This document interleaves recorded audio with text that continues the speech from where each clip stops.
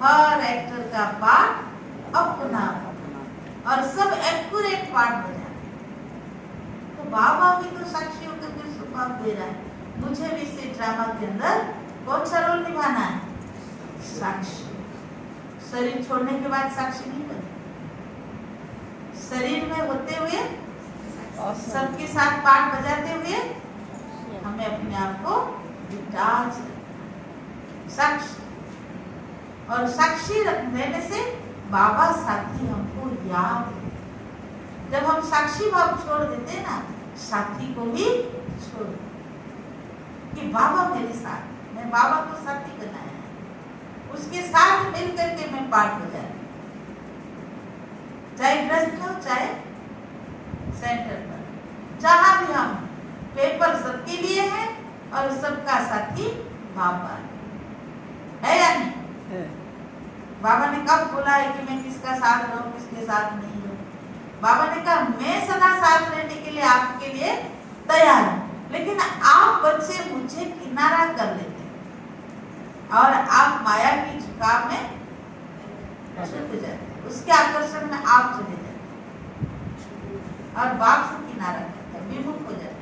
लेकिन बाबा आप बच्चों को कभी अपने नजरों से दूर नहीं देखता है।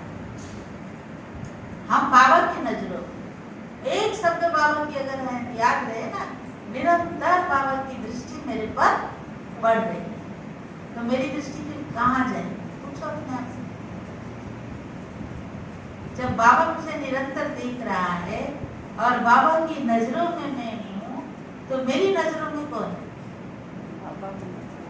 बाबा किसी से अपने आप से बात करेंगे ना, तो आपकी नजर चेंज हो जाएगी, आपकी दृष्टि चेंज हो जाएगी। बाबा की दृष्टि में रूहानियत है, बाबा की दृष्टि में हम रूह, बच्चे बच्चे के हम रूह को ही बाबा देख रहा है, बात कर रहा है। हम बाबा के नजर में रहम भी है, रूहानियत है और रहम भावना है, बच्चों को बाप समान बनाना है, क्षमा भाव है बाबा की नजरों में। आप भाई प्रसाद लेके जाए, तो बाबा समान हमारी दृष्टि बने। दृष्टि अगर हमारी बाप समान बनेगी ना, तो हमारी स्थिति ऑटोमेटिक बाप समान। इसलिए अभी हम सभी को एक ही अटेंशन देना है कि मेरी स्थिति को मुझे संभालना है। मेरी स्थिति मेरी बच्चा रोए नहीं, हंसता रहे सदा, तो ध्यान देना पड़ता है ना।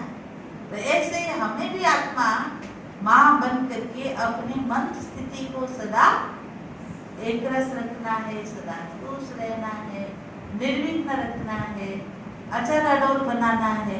हर एक को अपने अपनी मन की स्थिति को संभालना है।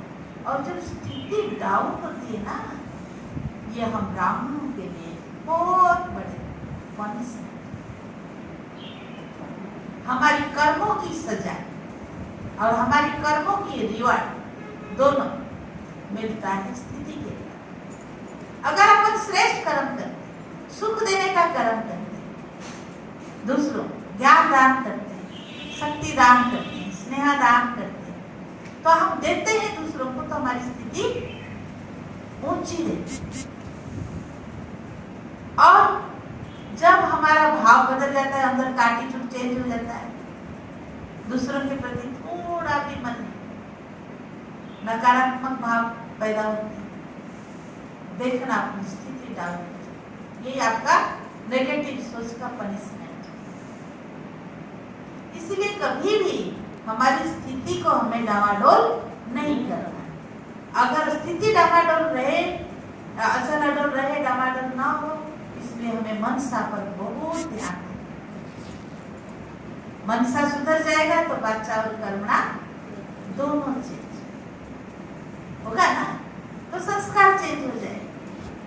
तो सबके लिए हमारे अंदर बाबा ने कहा कि रूहानी स्नेह, सहयोग की भावना अपने अंदर आए। आप देखोगे जब सीढ़ी चढ़ते हैं ना, किसी की पाँव मजबूत है वो चढ़ जाते हैं, किसी की पाँव में थोड़ी तकलीफ है, घुटनों में तकलीफ है, तो दूसरे की सहारा लेके वो भी उठ जाते हैं ना। तो ऐसे हमारे अंदर भी ये भावना हो कि हम दूसरे सहारा दे, लिफ्ट दे, ऊंचा उठे, नीचे नहीं उतारे। ये भी बाबा ने सिखाया कि सहयोग देना और सहयोग लेना, स्नेह देना और स्नेह लेना। हम दुनिया में इसीलिए आए थे, प्यार देना और प्यार लेना, खुशी देना खुशी लेना, सुख देना सुख लेना, सहयोग देना सहयोग लेना। ये हम ब्राह्मणों का धंधा है, वह संस्कार है, ये आत्मा की संस्कार है। इसलिए हमें यही कर्तव्य जब करते हैं तो हमारी मनोस्थिति अच्छी है।